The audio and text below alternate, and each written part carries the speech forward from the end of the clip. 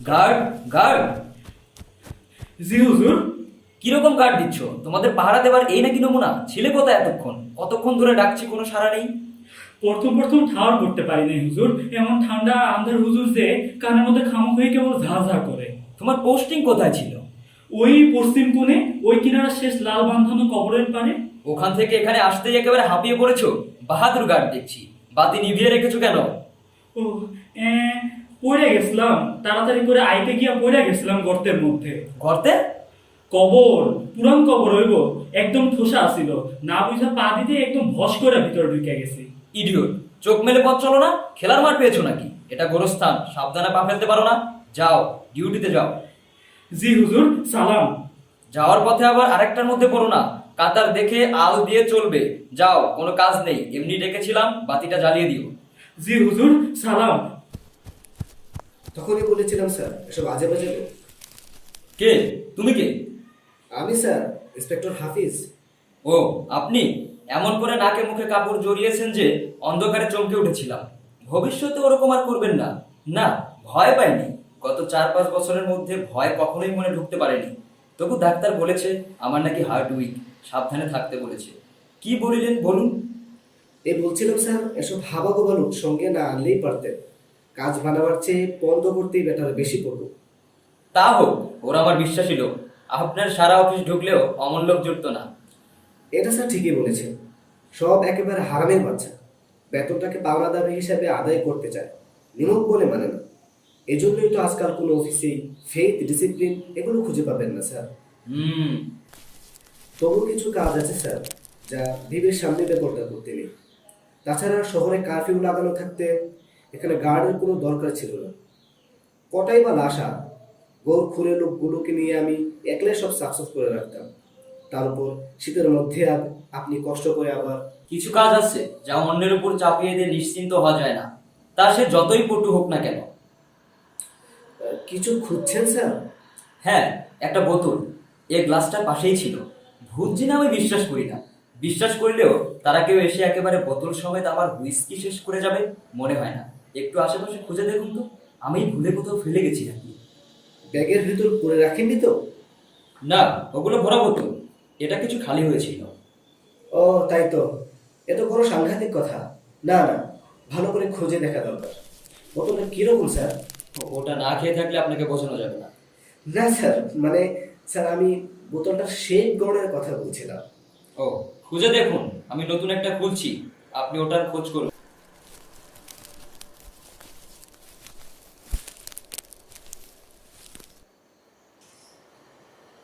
পেয়েছি, পেয়েছি স্যার, এই যে এইটা না স্যার?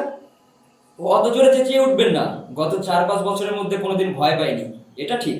তাহলেও এটা গোরস্থান, খেলার মাঠ নয়। হঠাৎ চেঁচালে বুকে লাগে। আপনাকেও বলেছি একবার। দেখি। হ্যাঁ, বোতল এটাই।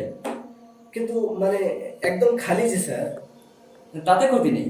যে খেয়েছে সে যে বোতল শুদ্ধ সাবার করতে সক্ষম নয়, বর্তমানে সেটাই আমাদের জন্য এরকম জায়গার সুখের কথা, অন্তত ভয়ের কথা নয়। ভয়? কি যে বলেন স্যার! মানে আমি ভেবেছিলাম হয়তো এমনিতেই কারো পায়ের ধাক্কা লেগে ছিটকে পড়ে গিয়ে থাকবে। সব হয়তো মাটিতে গড়িয়ে পড়ে বরবাদ হয়ে গেছে। নিশ্চয়ই ওই গার্ড ব্যাটার কাণ্ড। কবরের গর্ত থেকে উঠে উঠে এসে সোজা আপনার বোতলের ওপরে হয়তো আবার হোঁচট খেয়েছে। অমন দামি জিনিসটা নষ্ট করে দিল স্যার। আপনাকে প্রথমে ভেবেছিলাম নেহায়েত সরকারি কর্মচারী। এত দরদি লোক বুঝিনি। সব মাটিতেই পড়েছে স্যার। হাত দিয়ে দেখলাম, জায়গাটা ভিজে একেবারে কাদা কাদা হয়ে গেছে। আপনার এই চাকরি নেওয়াটা সার্থক হয়েছে। এবার একটু বসে আরাম করুন। ভয়ঙ্কর ঠান্ডা। আপনার পা শুদ্ধ কাঁপছে। পা চলছে, মানে কাঁপছে। ও হ্যাঁ, তাই তো। ইস, কি বেজায় শীত। একটু বসে তাহলে স্যার। আহ, ওদিককার কাজ কত দূরে এগোলো? আর কতক্ষণ দেরি হবে? প্রায় হয়ে এলো বলে এতক্ষণে সব চুকে দু একটা বেজে যেত। গোলমালে কাজে বাধা না পড়লে কখন সব শেষ করে ফেলতাম। গোলমাল? এখানেও গোলমাল? গোরস্থানের মুর্দারাও মিছিল করতে শিখেছে নাকি? স্যার, কি যে বলেন স্যার! ওই গোর ঘুরেগুলো দু একটা আপত্তি তুলেছিল, সেটা মেটাতে একটু দেরি হয়ে গেল। আপত্তি? টাকা পয়সা নিয়ে কোনো কোনো গোলমাল করেননি তো? আপনাকেও বলেছি যে টাকার জন্য চিন্তা করবেন না। যা দরকার তার চেয়েও বেশি ছড়িয়ে যান। সরকারের অনুমোদন আমি জোগাড় করে দেবো। টাকা ঢালতে আপনার কষ্ট হয় কেন? কমতি পড়লে আপনি আমার কাছ থেকে চেয়ে নিতেন। সে কি স্যার আমি বুঝিনি? সরকারের কাজে সরকারি টাকা খরচ করতে আমি পেছপা হবো কেন? তবে ওই ছেলেগুলোর আবার অদ্ভুত সব ধর্মীয় কুসংস্কার রয়েছে কিনা তাতেই যত ফ্যাকড়া বাঁধে। মজুরি তো 16 আনা আদায় করবেই, তার উপর ধর্মের নাম করে 7 রকম ফষ্টি নষ্টি কুসংস্কার এই দেশটা খেলো স্যার। আমার বক্তৃতা আমাকে শোনাবেন না, আসলে কি ঘটেছে তাই বলুন। স্যার তাই তো বলছিলাম, হাসপাতাল থেকে লাশগুলো তাড়াহুড়ো করে টেনে হেঁচড়ে গাড়িতে তুলতে হয়েছে। তার উপর এতখানি পথ ট্রাকে আনা, ঝাঁকুনি কিছু কম খায়নি। আর ডাক্তারগুলোও যেমন পশু, মরাগুলোকে কেটে কুটে একেবারে নাশ করে রেখেছে। এসব কাজে নার্ভাস হলে এত বড় প্রতিষ্ঠানের নেতা হতে পারতাম না। তবু আপনাকে বলেছি আমার হার্ট একটু উইক, বেশি স্ট্রেন সহ্য হয় না। বাজে কথা না ঘেটে আসল কথাটা বলুন। স্যার যা হবার তাই হয়েছে। টানা হেঁচড়ায় আর ট্রাকের ঝাঁকুনিতে গাড়ির মধ্যেই লাশগুলো একেবারে তালগোল পাকিয়ে গিয়েছিল। কাটা টুকরাগুলো এলোমেলো হয়ে যাওয়ার এখন আর বোঝার উপায় নেই কোনটার সঙ্গে কোনটা যাবে। তাতে কি হয়েছে? আরেকটা কাছে স্যার, মানে তাই দেখে আমি গোরখোরগুলোকে বললাম, আলাদা আলাদা করে অতগুলো কবর বানিয়ে কি দরকার? একটা বড় মতন গর্ত করে সবগুলোকে তার মধ্যে ঠেসে ঠুসে পুড়ে মাটি চাপা দিয়ে দিলেই হয়। রিসোর্সফুল অফিসার, আপনার নামটা মনে রাখতে হবে।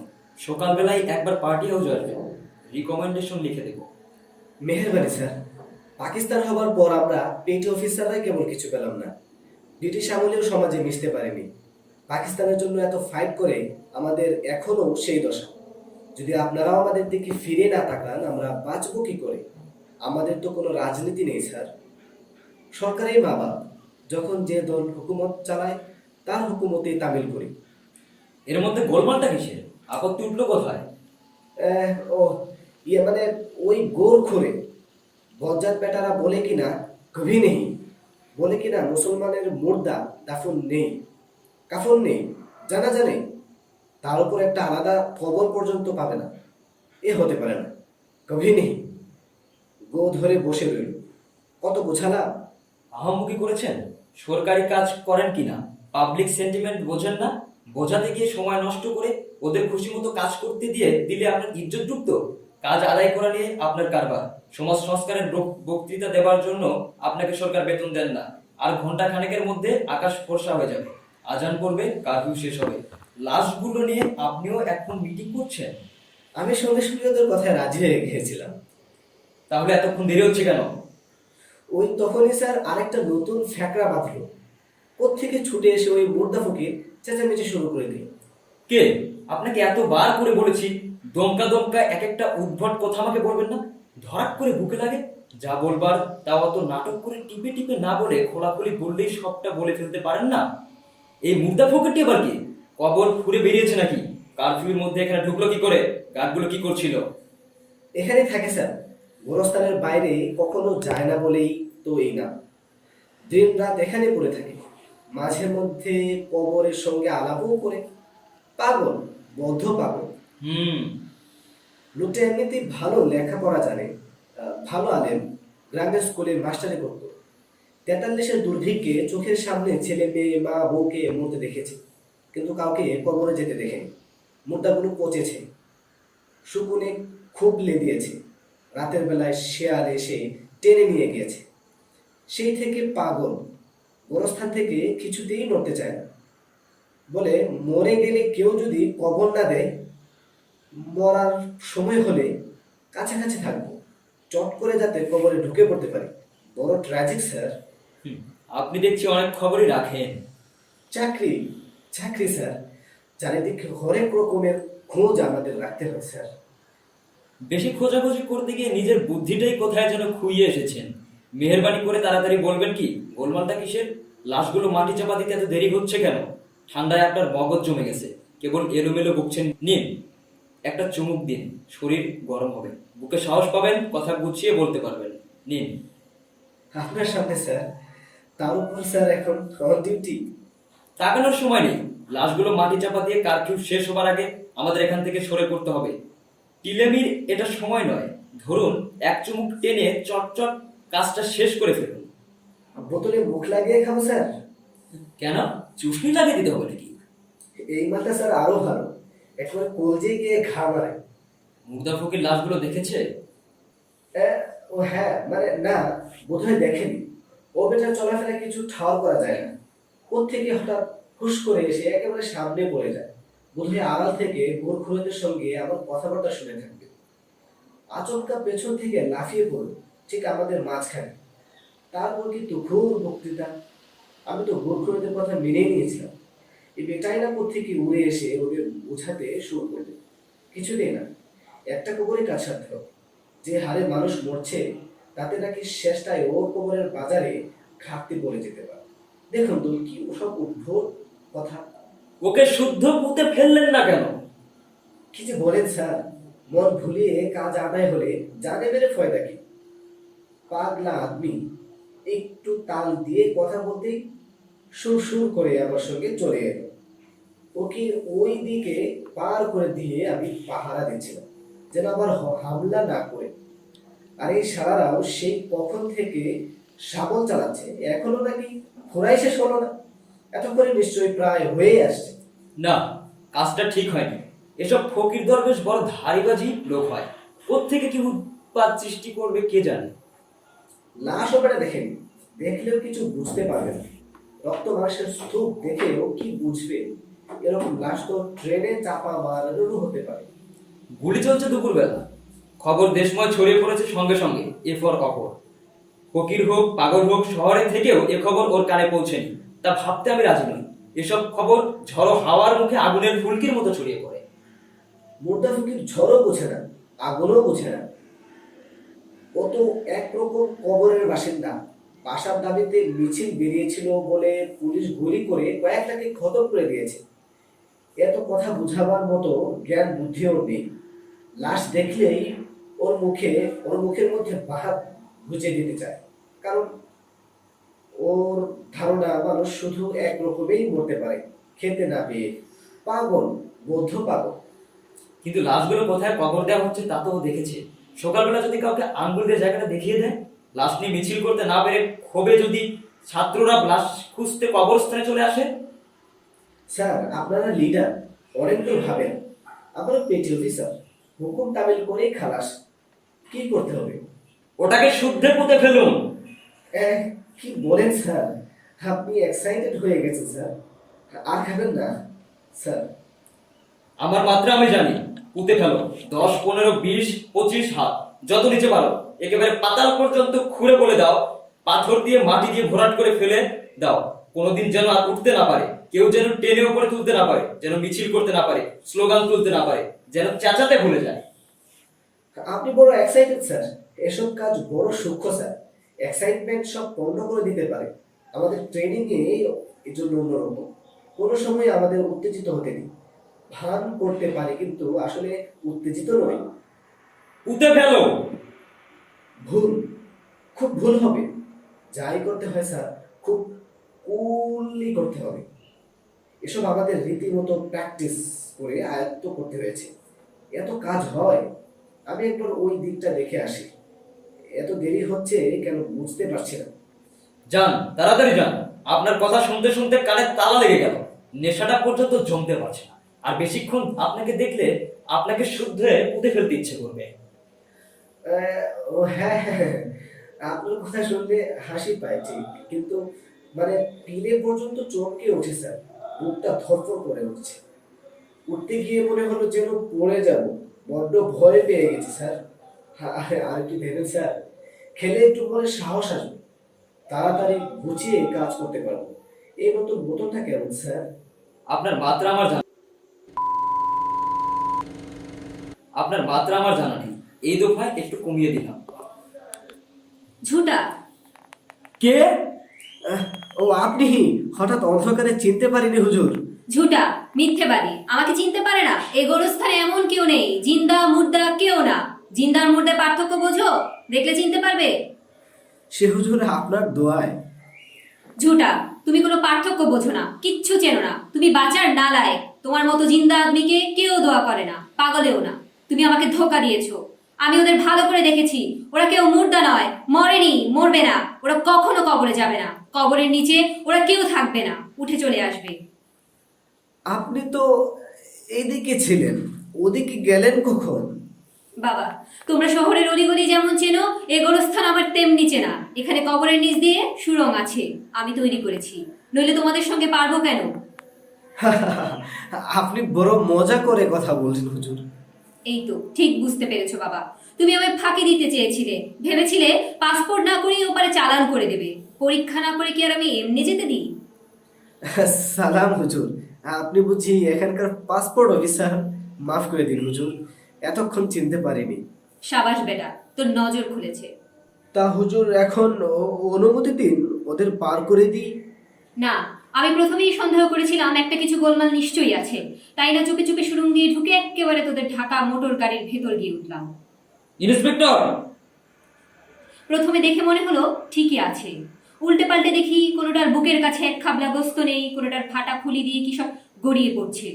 ভাবলাম ঠিকই আছে, কবরের কাবেল, কিচ্ছু নয়, শিয়ালে শকুনে খামচে কামড়ে একটু খারাপ করে গেছে। তারপর হঠাৎ করে খেয়াল করে দেখি, না তো, ঠিক তো নেই। হুম। সে কি হুজুর, ঠিক সব তো ঠিকই আছে। চোপড়াও, ঠিক নেই, গন্ধ ঠিক নেই। তোমরা চোরা কারবারি, আমি শুকে দেখেছি, গন্ধ ঠিক নেই। গন্ধ? বাসি মরার গন্ধ আমি চিনি না? এ লাশের গন্ধ অন্যরকম, ওষুধের, গ্যাসের, বারুদের গন্ধ। এ মুর্দা কবরে থাকবে না। 20, 25, 30 হাত যত নিচেই মাটি চাপা দাও না কেন, এ মুর্দা থাকবে না। কবর ভেঙে বেরিয়ে চলে আসবে, উঠে আসবে। ও তাহলে বলুন, কবর দেয়া হয়ে গেছে, থাক, গন্ধ থাকুক, মাটির নিচে থেকে নাকে লাগবে না। ওরা জোর করে কবর দিয়ে দিল, আমি বললো না। আমিও তোমাদের কথা মানবো না। ও মুর্দা কবরের নয়, আমি ওদের ডেকে তুলে নিয়ে চললাম। খোদা হাফেজ। না, আমার গায়ের গন্ধ নয়, দেখি। ওহ, তাই বলো, এইবার পেয়েছি, ব্যাটার কি ভুলই না করেছে। ইন্সপেক্টর, লোকটাকে দূর করে দাও না কেন? গন্ধ তোমাদের গায়ে, মরা মানুষের গন্ধ। তোমরা এখানে কি করছো? যাও তাড়াতাড়ি কবরে যাও, ফাঁকি দিয়ে এদের পাঠিয়ে দিয়ে নিজেরা বাইরে থেকে মজা লুটতে চাও? না না না, আমার রাজ্যে এসব চলবে না। তোমাদের গায়ে মুখে পাই মরার গন্ধ, তোমাদের সময় হয়ে গেছে। ছি, এরকম ফাঁকি দেয় না। আমি ওদের তুলে নিয়ে আসছি, তোমরা তৈরি হয়ে নাও। ইস, গোরখুরেরা কি ভুলই না করেছে? না না, এ তো হতে পারে না। স্যার, সব খতম স্যার, আমরা এখন ফ্রি। দেখলেন তো পাগলটাকে কিরকম পোষ মারালাম। পাগলটাকে অত হুজুর হুজুর না বললে হয়তো গায়ের দিকেই ছুটতো। আর শরীরটা অনেকক্ষণ থেকে এমন নড়বড়ে মনে হচ্ছে যে ওর উপর এখন কিছু এসে পড়লে পাত্তা পাওয়া যেত না। ভালো হতো তুলে নিয়ে আপনাকে শুদ্ধ পুঁতে ফেলার ব্যবস্থা করতাম। ওই একটা নোংরা কথা বারবার বলবেন না স্যার, তাহলে আমিও আপনার সম্পর্কে দু একটা হক কথা বলে ফেলবো। কিন্তু যেমন? যেমন বেশ একটা বলছি, আমাকে তুলে নিয়ে যাওয়ার মতো ক্ষমতা বা অবস্থা আপনার এখন নেই। আপনি এখন নিজেকে নিজে খাড়া রাখতে পারলেই প্রচুর হাততালি পাবেন, বক্তৃতা না করলেও হাততালি দেবে। মার হাবা, সাবাস, খুব ধরেছেন। ডিপার্টমেন্টের মুখ উজ্জ্বল করবেন একদিন। একবারও তো ঠিক মতো উঠে দাঁড়ায়নি, ধরে ফেললেন কি করে? অনেক দিন হলো এই লাইনে আছি স্যার, অতটুকু বুঝবো না? সবটা ঠিক ধরতে পারেননি। উঠতে হয়তো কষ্ট হবে, কিন্তু বক্তৃতা আমি ঠিক দিতে পারবো। কি বিশ্বাস হয় না বুঝি? বিশ্বাস? হ্যাঁ, পারবেন, তা পারবেন। আমি আমি মানে আমার ব্রেনটাও ঠিক আছে, যে কোনো পরিস্থিতিতে এখনো আমার ডিউটি ঠিক করে যেতে পারবো। তবে তবে মানে ওই চোখ আর কার আর কান খামুকাই একটু বেশি কাজ করে বলছে বলে ভয় হচ্ছে। ভয়? ভয় কিসে? তুমি মনে করেছো ওই মুর্দা ফকিরের কথা আমি ডরাই? এখান থেকে যাওয়ার আগে ওটাকে মুর্দা বানিয়ে যাও। কোথাকার আমার জিন্দা পীর এসেছেন, ওর কোথায় গোর থেকে লাশ উঠে আসবে। কিছু মনে করবেন না স্যার, একটা সওয়াল পুছ করছি আপনাকে। মনে করেন সত্যি যদি ওই মোর্দা ফকির লাশগুলোর একটা মিছিল নিয়ে এসে দাঁড়ায়, কি করবেন তখন আপনি? সবাইকে, আপনাকে শুদ্ধ একসঙ্গে পুঁতে ফেলতাম। আমি কিন্তু আপনার সঙ্গে রসিকতা করিনি। ওই মোর্দা ফকির শুনেছি অনেক কিছু জানে, কিন্তু যদি আসেও আমি ভয় পাই না, একটুও না। প্রথমে হাসবো, দেখবো, এগিয়ে যাবো, হাত মেলাবো, ভয় কিছুতেই পাবো না। গলা টিপে ধরে রাখবো যাতে বুকের মধ্যে ভয় কিছুতেই ঢুকতে না পারে। আর একটু দেবেন স্যার, বুকে সাহস আসবে, কেমন জানি করছে। গুলি, গুলি স্যার, শুয়ে পড়ুন শিগগির, গুলি। গুলি যে বুঝলে কি করে? দেখেছি। কে ছুড়েছে তুমি দেখেছো? না, তবে কি ছুঁড়েছে দেখেছি। কোথায়? বেশি ধরবেন না, খুঁজে দেখছি পাই কিনা। ধরুন, পেয়েছি। এ কি? এই যে বুলেট, রক্ত মাখা। করলি করলি, ভয় পাবেন না স্যার, ভয় পেলেই সব গেল। এ নিশ্চয়ই মোর্দা ফকিরের কাণ্ড। ট্রাকের ভেতর ঢুকে লাশের গা থেকে হয়তো খুলে নিয়ে এসেছে, সেগুলোই ছুরি মেরে এখন আমাদের ভয় দেখাচ্ছে। ও, তাহলে বলো কিছু না। মুর্দা ফকির সে তো জ্যান্ত আদমি, বড় ভয় পেয়ে গিয়েছিলাম। এখন উঠে পড়া যাক স্যার, মিছিমিছি ভয় পেয়ে লাভ কি? ইন্সপেক্টর, জি। আমার কেমন যেন মনে হচ্ছে যে মেরেছে সে এখনো আমাদের পেছনে দাঁড়িয়ে রয়েছে। আহ, আহ, তুমি একটু ঘুরে একবার দেখো তো, আমিও তাকাচ্ছি। কে? সেই লাশটা, লাশ? কোন লাশটা? বুলেট খাওয়া ছাত্র, খুলি নেই। ও, কি চায়? চুপচাপ দাঁড়িয়ে আছে, জিজ্ঞেস করে দেখবো। কি জিজ্ঞেস করবে? এই কি চায়, কেন উঠে এসেছে, ঠান্ডা লাগছে কিনা, এইসব। আমাদের কথা কি বুঝবে? ট্রাই করতে হবে, সব লাইনে ট্রাই করতে হবে। এটা একটা নতুন সিচুয়েশন স্যার, কুললি অবশ্য হতে হবে। ঘটনা হিসেবে একটা অবাস্তব হতে বাধ্য, কিন্তু অন্যরকম হলেও আমাদের ভয় পেয়ে গেলে চলবে না, ফেস করতেই হবে নাটককে। আপনি কিছু ভয় পাবেন না, আমি পেছনে রয়েছি, পিস্তলের টিপ আমার পাক্কা। খবরদার অমন কাজও করবেন না, পিস্তলের কেস এটা নয় স্যার, বুঝতে পারছেন না? এটা ঠিক মানে অন্য জিনিস, মানুষ নয়। পিস্তল রেখে দিন, লক্ষ্য করুন আমি কিরকম সামনে দিচ্ছি, একটু আরাম করতে পারলেই পোষ মানিয়ে নেব। এই এই আমার কথা শুনতে পাচ্ছ? এই স্যার, কোনো সাড়া দিচ্ছে না। বোধহয় আমাদের সঙ্গে দেখা করতে আসেনি, আমাদের সঙ্গে হয়তো কোনো কাজ নেই। ভালো, তা ভালো, ও থাকুক, আমরা চলো আমাদের কাজে যাই। তা হয় না স্যার, ওকে আমরা এখানে দাঁড় করিয়ে রেখে চলে যাব? তা হয় না স্যার, আমার ডিউটি আমাকে করতেই হবে। ওকে ফেরত না পাঠিয়ে আমরা চলে যেতে পারি না স্যার। আমি যাব না, আমি থাকবো। কোথায় যাবে না, কোথায় থাকবে? কবরে যাব না, এখানে থাকবো। অবুঝের মতো কথা বলবো না, তোমাদের এখন এখানে আর থাকতে নেই, তোমরা মরে গেছো। অন্যখানে তোমাদের জন্য নতুন জায়গা ঠিক হয়ে গেছে, সেখানে এখন তোমাদের চলে যাওয়া উচিত। মিথ্যে কথা, আমি মরিনি। আমরা মরতে চাইনি, আমরা মরবো না।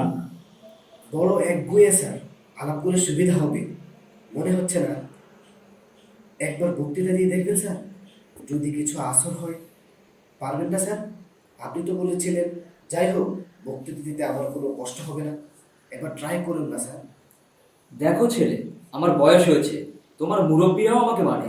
বহুকাল থেকে এদেশের রাজনীতি আঙ্গুলের টিপে টিপে করেছি, শেপ দিয়েছি। কওমের বৃহত্তম রাজনৈতিক প্রতিষ্ঠানের বলতে পারো আমি একচ্ছত্র মালিক। কোটি কোটি লোক আমার কথায় ওঠে বসে। কবর যাব না। আগে কথাটা ভালো করে শোনো। তুমি বুদ্ধিমান ছেলে, শিক্ষিত ছেলে, চেষ্টা করলেই আমার কথা বুঝতে পারবে। বিশ্ববিদ্যালয়ের সবচেয়ে উঁচু ক্লাসে উঠেছো, অনেক কেতাব পড়েছো, তোমার মাথা আছে। ছিল, এখন নেই, খুলেই নেই, উড়ে গেছে। ভিতরে যা ছিল রাস্তায় ছিটকে পড়ে নষ্ট হয়ে গেছে। জীবিত থাকতে তুমি দেশের আইন মানতে চাওনি, মরে গিয়ে তুমি এমন পরপারের কানুনকে অবজ্ঞা করতে চাও। কমিউনিজমের প্রেতাত্মাও তোমাকে ভয় করেছে, তাই মরে গিয়েও এখন তুমি কবরে যেতে চাও না। তোমার মতো ছেলেরা দেশের মরণ ডেকে আনবে। সকল সর্বনাশ না দেখে তুমি বুঝি কবরে গিয়েও শান্তিতে থাকতে পারবে না। তোমাকে দেশের নামে, কওমের নামে, দিনের নামে যারা এখনো মরেনি তাদের নামে মিনতি করছি, তুমি যাও, যাও, যাও। আমি বাঁচবো। কি লাভ তোমার বেঁচে? অশান্তি ডেকে আনা ছাড়া তোমার কোনো লাভ আছে? তুমি বেঁচে থাকলে বারবার দেশে আগুন জ্বলে উঠবে, সবকিছু পুড়িয়ে ছাড়খাড় না করে সে আগুন নিভবে না।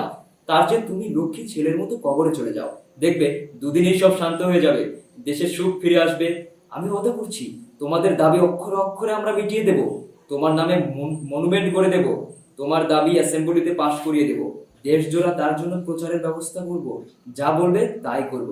দোহাই তোমার, তুমি অমন স্তব্ধ পাথরের মূর্তির মতো আকাশ ছোঁয়া পাহাড়ের মতো নিশ্চল হয়ে দাঁড়িয়ে থেকো না। সরে যাও, চলে যাও, অদৃশ্য হয়ে যাও। কে তুমি? কে? নাম বললে চিনতে পারবেন না। হাইকোর্টের কেরানি ছিলাম, তখন টের পাইনি, ফুসফুসের ভেতর দিয়ে চলে গিয়েছে।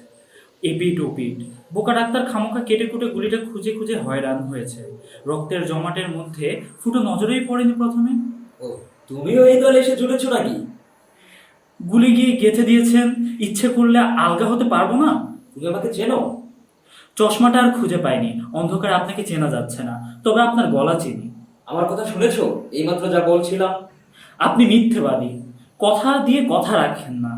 আপনি অনেক ওয়াদা করে সেবার আমাদের 1.5 মাস লম্বা ধর্মঘট ভেঙে দিয়েছেন। আমার ছোট ছেলেটা তখন মারা যায়। আপনার কথা শুনেছি, আপনার কথা ভুলিনি। আপনি মিথ্যেবাদী। আমরা কবরে যাব না, আমরা বাঁচবো। স্যার, হবে না, এই লাইনে ঠিক কাজ হবে না স্যার, অন্য রাস্তা ধরতে হবে। আমার মাথায় একটা প্ল্যান এসেছে, দেখবেন ঠিক কাবু করে ফেলুন। একটু ভুল বদলাতে হবে, সবাই আমাদের করতে হবে। স্যার, আপনি চুপ করে বসে দেখুন। ঢং ছাড়ো, মেয়ে লোকের মতো ঘোমটা দিয়েছো কেন? চুপ, আমি এখন স্ত্রীলোক, ওই ছোকরার মা। কথা বলবেন না, দেখে যান। বুঝতে পারছেন না, সবাই একটু ভুলের মধ্যে আছে, কিছু ধরতে পারবে না। খোকা, খোকা, কে কে ডাকে? খোকা, কোথায় গেলি তুই? খোকা, কে? মা? মা, তুমি কোথায় মা? এই যে দাদু, আমি এইখানে। তুমি আমার উপর খুব রাগ করেছো মা? না মা, তুমি বারণ করলে তবু আমি শুনলাম না। রাস্তা থেকে ওরা ডাকলো, আমি ছুটে বেরিয়ে গেলাম। তোমার কাছে বলতে গেলে পাছে তুমি বাধা দাও, সেই জন্য তোমাকে আর কিছু না বলে চুপে চুপে চলে গেছি। আজ যে গোলমাল হবে তুমি আগে থেকে কি করে জানলে মা? মা হলে সব জানতে হয়, মা হলে জানতি মার কষ্ট কি, মার বুক খালি হলে মার কেমন লাগে, তুই দুষ্টু ছেলে, বুঝবি না। তোমার সব কষ্ট বুঝি মা। নাক মুখ বেয়ে আমার কেবল রক্ত গড়িয়ে পড়ছিল, সমস্ত দুনিয়াটা ঝাপসা হয়ে গেল। আমার তখন খালি কি মনে হচ্ছিল জানো মা? মনে হচ্ছিল তুমি বুঝে আমাকে জড়িয়ে ধরে কাঁদছো। সেই যে আবার টাইফয়েড জ্বরের ঘরে যখন খালি পড়া পড়তাম, তখন যেমন আমাকে জড়িয়ে ধরে কাঁদতে, ঠিক তেমনই আমার নাক মুখ গড়িয়ে তোমার চোখের গরম নোনা পানি কেবল ঝরছে ঝরছে। তবুও তো কোনো কথা শুনিস না, তোরা কেবল মার দুঃখ বাড়াতেই জন্মেছিস। এ তোদের কি নতুন নেশা? এত মন পাগল কেন তোরা? মিছে কথা মা, আমরা কেউ মরতে চাইনি মা। তোমার কাছে থাকতে কি আমার ইচ্ছে করে না? হারিকেনের লণ্ঠন জেলে অনেক রাত পর্যন্ত পড়বো, তেল কমে এলে ষোলোতে উস্কে দিয়ে পড়বো, আর তুমি বারবার এসে বকবে, কেবল বকবে। তারপর লণ্ঠন জোর করে কেড়ে নিবে, টেনে বিছানায় শুইয়ে দিবে। অন্ধকারে মশারির ফাঁক দিয়ে ছায়ামূর্তির মতো ঘুমঝাড়ো না তোমার ছোট্ট এলোমেলো শরীর দেখবো। দেখবো মা, চলে যেও না মা। তোমায় আমি দেখবো, তোমায় আমি আদর করব মা। তুমি কোথায় মা? মা, ঘুমে ধরে কি বলছিস? স্বপ্ন দেখছিলে বুঝি? অনেক রাত হয়েছে লক্ষ্মী বাবা, আর রাত জেগে পড়তে হবে না। বিছানা করে রেখেছি, জাদু, জাদু আমার, শুতে যা। আমাকে শুতে বলছো মা? না না, আমি শুবো না। আমি এখন শোবো না মা, আমি আর কোনোদিন শোবো না। একবার ঘুমিয়ে পড়লে ওরা আর আমাকে জাগতে দেবে না। তুমি বুঝতে পারছো না মা? আমি শোবো না, আমি যাবো না, আমি থাকবো, আমি উঠে আসবো। ইন্সপেক্টর, তোমার এই ভূতের নাটক আর কতক্ষণ চলবে? ছি বাবা, জিদ করো না। লক্ষ্মীটি, শুতে যাও, মার কথা শোনো। মিন্টু, মিন্টু, মিন্টু ঘুমায়নি এখনো? তোমার কোলে আসার জন্য কাঁদছে। দাও, আমার কোলে দাও। ইস, জ্বরে গা পুড়ে যাচ্ছে গো। খবরদার, ফেলে দাও, ওটাকে ফেলে দাও কোল থেকে। এই শেষবারের মতো বলছি, এখনো ভালো চাও তো সরে পড়ো, চলে যাও সব। আমি যাব না, আমি বাঁচবো মা। বৃষ্টিতে ভেজা নরম ঘাসের উপর খালি পায়ে আমি আরো হাঁটবো মা। ঠান্ডার উপর পানি চিরে হাত পা ছুঁড়ে সাঁতার কাটবো মা। কাঁদিস নে মিন্টু, তোর বাপ কি কম চেষ্টা করেছে? দুষ্ট মুদি কিছুতেই মাসের শেষ বলে এক রত্তি বাল্টি বাকি দিল না। বেতন নেই 1.5 মাস, দেবে কেন? মিন্টু কাঁদিস নে তুই। তুই কাঁদলে তোর মা কেবল কাঁদবে। এখন চুপ করে ঘুমিয়ে থাক, দেখবি কাল ভোরে তোর সব জ্বর কোথায় চলে গেছে। সকাল পর্যন্ত তোমাদের নিয়ে এখানে ঠায় দাঁড়িয়ে থাকতে হবে নাকি? না, আমি তা পারবো না। এসব আবদার আমার সঙ্গে চলবে না। গেট আউট ডেভিলস, যাও বলছি। উত্তেজিত হবেন না স্যার, কুল্লি কুল্লি। তুমি একটু ভয় পেও না মা, কিচ্ছু ভেবো না মা, আমি কিছুতেই মরবো না, ছায়া মুক্তির মতো বারবার আসবো। তুমি যদি আমার কথা ভাবতে ভাবতে ঘুমিয়ে পড়ো, দরজায় এসে টোকা দেবো, চৌমাথার মোড়ে দাঁড়িয়ে হাতছানি দিয়ে তোমায় ইশারা করব, তোমার কোলে ঝাঁপিয়ে পড়বো মা। দূর বোকা, তুই স্বপ্ন দেখছিস, ভয়ের কি আছে? তুই তো আমার কোলে, আমি থাকতে তোকে মারে এমন দৈত্য দুনিয়ায় নেই। ওগুলো কিছু না, সব সংসেজে তোকে ভয় দেখাতে চায়। তুই ঘুমো ঘুমো। ইন্সপেক্টর, আমি এসব মানি না। আমি সব পুঁতে ফেলবো, একটা একটা করে গুলি করে আমি সব মাটির সঙ্গে মিশিয়ে দেবো। হাজার হাজার হাত মাটির নিচে সব পুঁতে ফেলবো, যাতে কোনোদিন আর উঠতে না পারে, ভয় দেখাতে না পারে। গুলি সবগুলো আবার গুলি করো। কার কার জি হুজুর। গুলি করো। গুলি? ও হ্যাঁ, আছে, আমার কাছে আরো কয়েকটা আছে। এ নিন বুলেট, খুব তাজা, টাটকা, এখনো খুন লেগে রয়েছে। হাত পাতুন, ধরুন। লটু আপনি করুন, আমি ওদেরকে ডেকে নিয়ে আসি। যাই, আমি মিছিলটা এইদিকে ডেকে নিয়ে আসি। তোরা কোথায় গেলি? সব ঘুমিয়ে নাকি? উঠে আয়, তাড়াতাড়ি উঠে আয়, সব মিছিল করে উঠে আয়। গুলি গুলি হবে আজ, ফুর্তি করে উঠে আয় সব। কোথায় গেলি? সব উঠে আয়, মিছিল করে আয় এদিকে, আজ গুলি গুলি হবে আজ। কবর খালি করে সব উঠে আয়। ইন্সপেক্টর, হাতটা কেমন জানি করছে, বড় ভয় পেয়ে গেছি। একটু ধরে রেখো আমাকে, আর আর একটু ঢেলে দিতে পারবে? স্যার, না স্যার, আমার এখনো হুঁশ নেই, আমার নিজেরও হয়তো নেই, ঠিক বুঝতে পারছি না। কে? এটা কি আমার? ইডিয়ট, এটা কি? এটা কি তোমার গ্যারেট গ্রাউন্ড নাকি? বন্দুকের গুলির মতো স্যালুট করতে শিখেছো দেখছি। কি চাও? গাড়িতে একটা হগলা আপনি গলায় ইন্তজার করতেছে, সব কাম খতম, কারফিউ শেষ হইতেও আর দেরি নাই। গুড, সব কাজ খতম তো? গুড, সব কাজ খতম স্যার। নিট যাও। বিশ্বাস হচ্ছে না বুঝি স্যার, ভালো করে দেখুন না নিজেই। কিছু তালাশ করতেছেন হুজুর? খুঁজা দেখুন। না, চলো। কিছু না স্যার, এসব কিছু না। গোরস্থানে একরকম কত কিছু হয়, তার উপর আবার স্যার মানে চলো। আর দেখো, মুর্দা ফকিরটাকে সঙ্গে নিতে হবে, কিছুদিন থাকুক। মুর্দা ফকির? ও নিশ্চয়ই নিশ্চয়ই, ইয়েস স্যার।